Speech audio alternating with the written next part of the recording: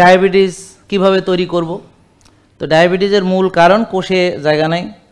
তো আপনাকে ভালো ভালো বেশি বেশি বারবার প্রসেসড, আল্ট্রা প্রসেস, ডুবো তেলে ভাজা, ক্রিস্পি ক্রাঞ্চি সয়াবিন তেল, রাইস ব্রান, ক্যানোলা, সানফ্লাওয়ার ইত্যাদি তেল, এগুলো দিয়ে ভাজা পোড়া বা এগুলো দিয়ে রান্না করা খাবার বেশি বেশি এবং বারবার খেতে হবে, 6 বেলা খেতে হবে।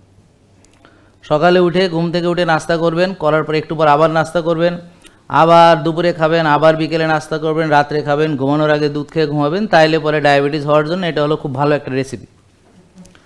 আর তার সঙ্গে আপনাকে শরীর নড়াচড়া যেন না হয় নিশ্চিত করতে হবে, যে আমি কোনো মাজা নাড়াবো না, ঘুরাবো না, ব্যায়াম করবো না, কায়িক শ্রম যেন না থাকে, আমি হবো অলসের সেরা অলস।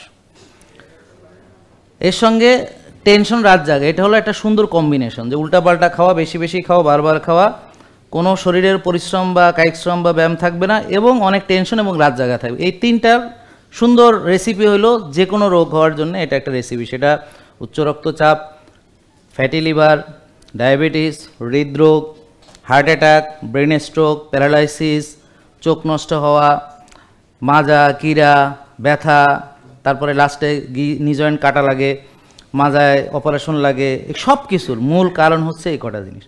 বিশ্বাস না হয় যারা এখানে সমস্যায় ভুগতেছেন তারা বাস্তব জীবনের সঙ্গে মিলিয়ে নেন, যে আপনারা এইভাবে চলেন বলেই তো আজকে এই সমস্যা হয়েছে।